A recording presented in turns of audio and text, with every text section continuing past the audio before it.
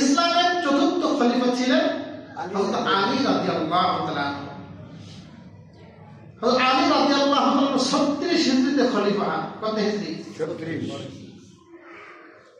ওনার শাসনকালের শুরু লগ্নে একটা অনাকাঙ্ক্ষিত ঘটনা ঘটে যায়। জঙ্গে জামাল হয়, জামাল যুদ্ধ। কি যুদ্ধ? জামাল যুদ্ধটা কিন্তু হয়েছিল মুসলমানদের মাঝে। একদিকে হযরত আলী রাদিয়াল্লাহু তাআলা আনহু, আরেকদিকে নেতৃত্বে ছিলেন আম্মা জানা আয়েশা সিদ্দিকা রাদিয়াল্লাহু তাআলা আনহা। কে ছিলেন? আয়েশা। উনি উটের পিঠে ছিলেন। ব্যাপারটা ঘুরে বেড়াইছেন, উটের মধ্যে ছিলেন। ওর ভিতরে হাওদা থাকে পালকির মতো, ওর ভিতরে থেকে তিনি লড়াই করছেন, অংশগ্রহণ করেছেন। এই জন্য বলা হয় জামাল মানে উট, আরবিতে জামাল মানে উট, উটের যুদ্ধ।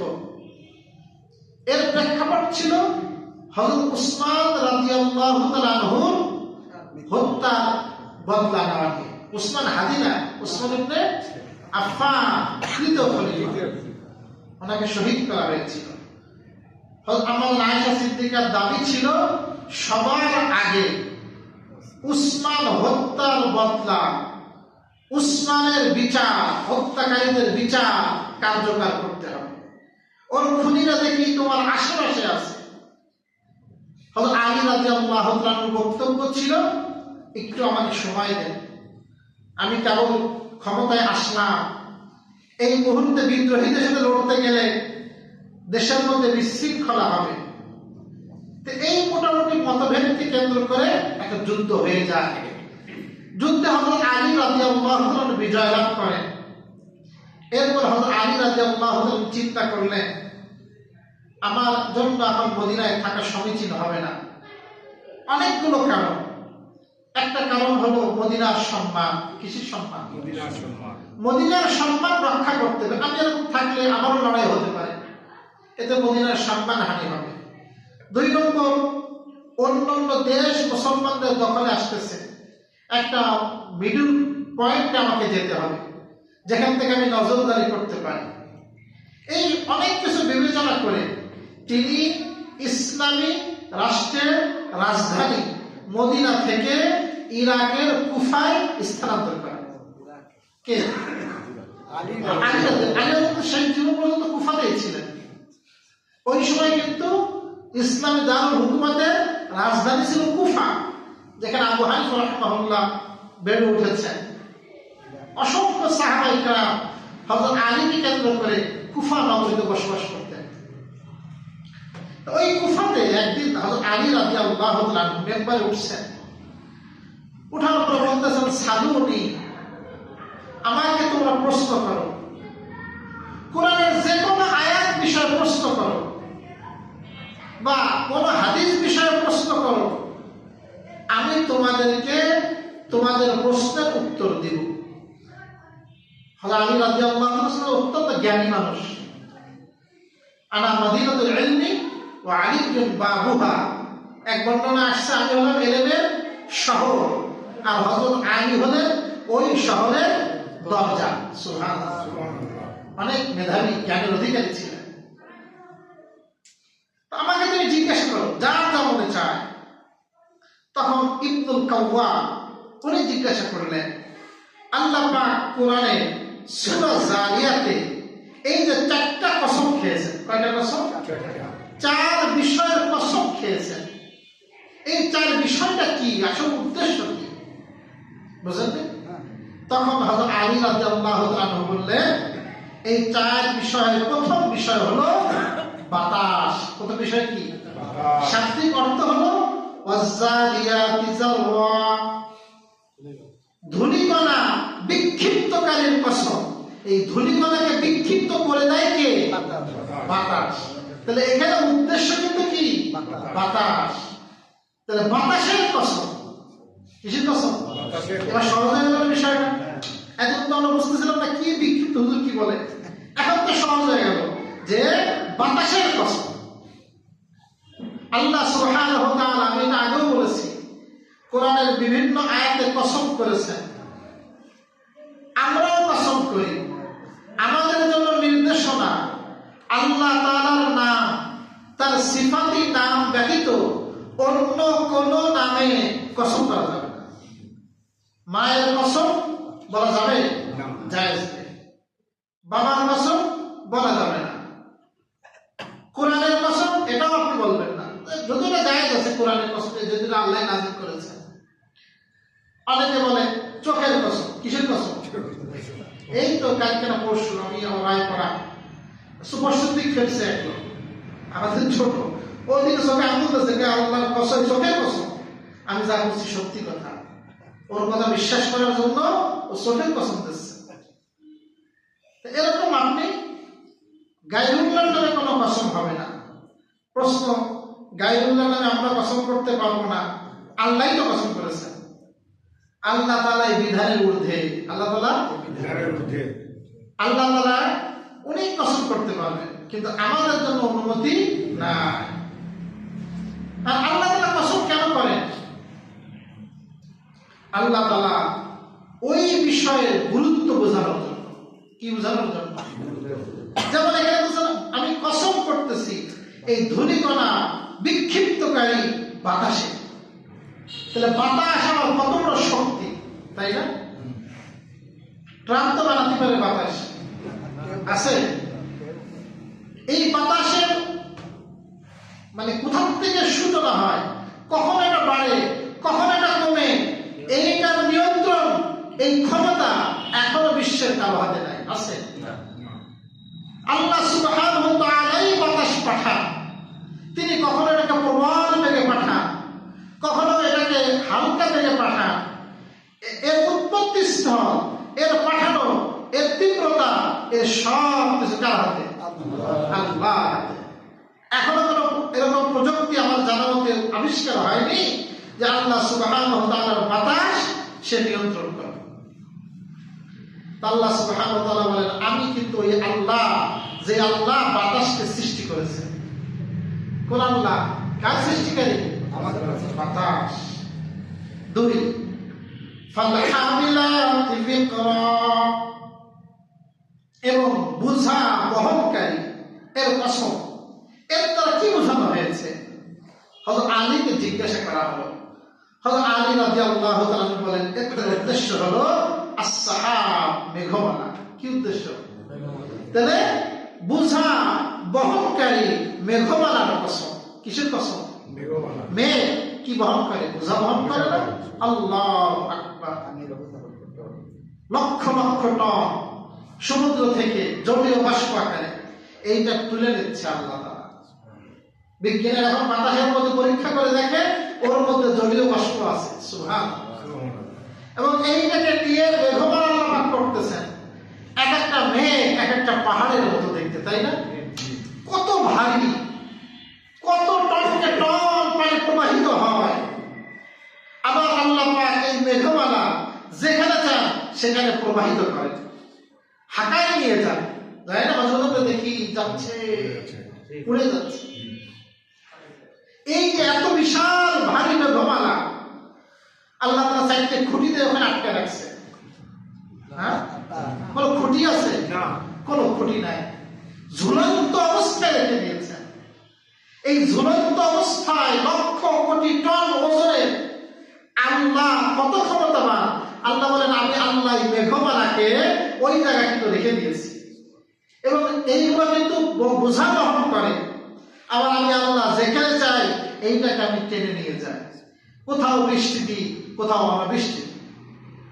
তাহলে এই মেঘমালা তৈরিকারী সত্তাকে আল্লাহ। আমি কিন্তু সেই মেঘমালা বহনকারী, সেই মেঘের রব, আমি সেই মেঘের কসম করে বলি। ফালজারিয়াতি ইসরা, অতঃপর জারিয়াতি ইসরা। ইসরা মানে সহজ, ইসরা মানে একেবারে স্বচ্ছন্দে, জারিয়াত প্রবাহিত। এখানে প্রবাহিত করার উদ্দেশ্য কি? হযরত আলী রাদিয়াল্লাহু তাআলা বলেন সুফুন, জলযান, নৌকা, জাহাজ। এই জাহাজ স্বাচ্ছন্দ্যে প্রবাহিতকারী জলযান, জাহাজ, সেই জাহাজের কসম করে তোমাকে আল্লাহ সুবহানাহু ওয়া তাআলা যে সাগর তৈরি করেছেন, আটলান্টিক মহাসাগর, প্রশান্ত মহাসাগর, ভারত মহাসাগর, এর বুক চিরে কত হাজারে হাজার জাহাজ চিরে যায় না? কত গভীর! আল্লাহ তাআলা ইচ্ছা করলে ওগুলো কি করে দিতে পারে? ডুবাই দিতে পারে, তলিয়ে দিতে পারে। কিন্তু আল্লাহ সুবহানাহু ওয়া তাআলা সাধারণভাবে তলান না। আজকে আমরা যেগুলো পাই এর তো অধিকাংশ আসে কোন পথে? সব নৌপথে, অধিকাংশ কোন পথে? নৌপথে, তাই না? এই জন্য আমাদের ডক্টর ইবনে বাজেদের পায় না কত বড় সাগর আছে আমাদের। সাগর প্রান্তে গেলে দেখা যায় সেখানে কিভাবে জাহাজ ভিড়তেছে আর বড় বড় ক্রেন দিয়ে মাল লোড আনলোড করতেছে। প্লেনের কতটুক খাদ্য আসে, বস্ত্র আসে, জিনিসপত্র আসে, সব কিসে আসে? অধিকাংশ জাহাজে আসে। তো এই জাহাজ আমি তলাই না, এই জাহাজগুলোকে আমি পরিচালনা করি। এইটাকে বানানোর মেধা মগজ আমি আল্লাহ দান করেছি, সেইগুলোর কসম করে তোমার। এরপরে কি বলে?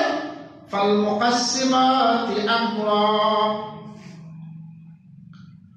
এবং আমার সকল বিষয়াদি বন্টনকারীর কসম। বন্টনকারী কি? হযরত আলী বলেন আল মালাইকা, ফেরেশতারা। কারা? আল্লাহ সুবহানাহু ওয়া তাআলা এই সাত আসমান জমিন পরিচালনা করার জন্য সমস্ত ফেরেশতাদের মধ্যে কাজ বন্টন করে দিয়েছে। কাউকে বলছে তুমি শিক্ষা ফু দিবা, অপেক্ষা করো।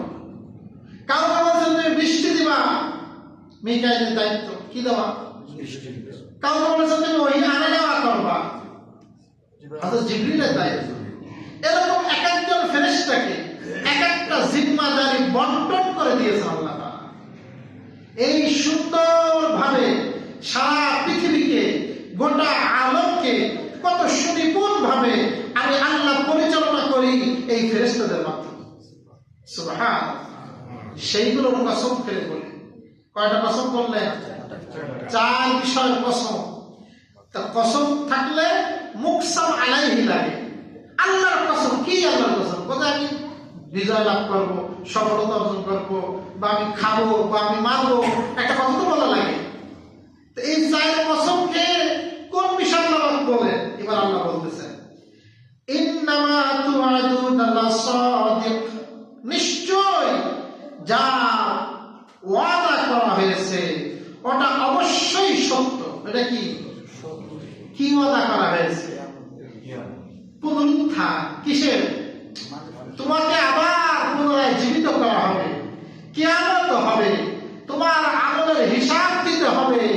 এইটা কোনো মিথ্যা কথা নয়, এটা বানানো কিসসা নয়।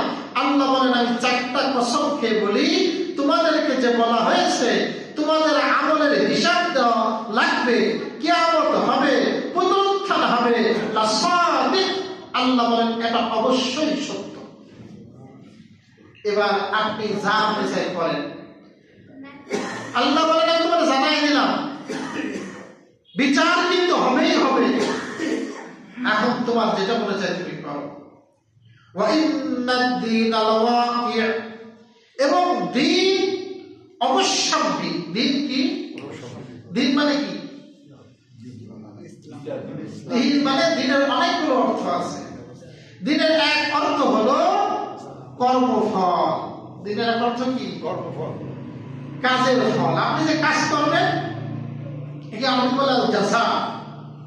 আমরা বলি না মালিক ইয়াউমিদ্দিন, এর এক অর্থ তো আমরা বলি বিচার দিনের মালিক। কিন্তু বুখারী শরীফের মধ্যে আসছে মালিক ইয়াউমিদ্দিন অর্থ হলো আল্লাহু আকবার, কর্মফল দিবসের মালিক। কি ফল দিবসের মালিক? মানে কাজের প্রতিদান আল্লাহ পাক দিবেন, সেই কাজের প্রতিদান দিবসের মালিক। তাহলে দিনের এক অর্থ হলো কর্মফল। তাহলে আল্লাহ বলেন নিশ্চয় কর্মফল এটা অবশ্যম্ভাবী। মানে আমি যদি একটু কোনো ভালো কাজ করি, আমি যদি একটু কি করি, আমি রাস্তা থেকে সামান্য কষ্টদায়ক বস্তুটা সরাই দিলাম, একটু ময়লাটা দূর করে দিলাম, আমি মানুষকে একটু হাসি মুখে কথা বললাম, আমি একজন মানুষকে একটা কম্বল দিলাম, বা একটা মসজিদ নির্মাণে সহযোগিতা করলাম, বা কোনো সদকা জারিয়া একটা পানির ব্যবস্থা করে দিলাম, যেই কিছু করি না কেন এই কাজের পুরস্কার আল্লাহ পাক দিবেন না দিবেন না? অবশ্যই দিবেন। আমাদের বিপরীত, যদি কোনো ব্যক্তি চুরি করে, কি করে? চুরি করে, রাহাজানি করে, জুলুম করে, অত্যাচার করে, আল্লাহ বলেন এইটারও প্রতিফল এবং তোমার পুরস্কার, শাস্তি, এটা অবশ্যই। এটা কি ভাই? আল্লাযী খালাকাল মাউতা ওয়াল হায়াতা লিয়াবলুয়াকুম আইয়ুকুম আহসানু আমালা। আল্লাহ বলেন যে আল্লাহ সৃষ্টি করেছেন হায়াতকে, কাকে? ওয়াল মাউতা, মৃত্যুকে, লিয়াবলুয়াকুম, তোমাদেরকে পরীক্ষা করার জন্য। কি করার জন্য? তাহলে আমাদেরকে আল্লাহ কি করার জন্য? আর দুনিয়া মাজরাতুল আখিরাহ। রাসূল বলেন দুনিয়া হলো আখিরাতে চাষাবাদের জায়গা। কিসের জায়গা? তো চাষাবাদ আপনি যেভাবে করবেন, যতটুকু পরিচর্যা করবেন, আপনি ফসল সুন্দর তেমন পাবেন।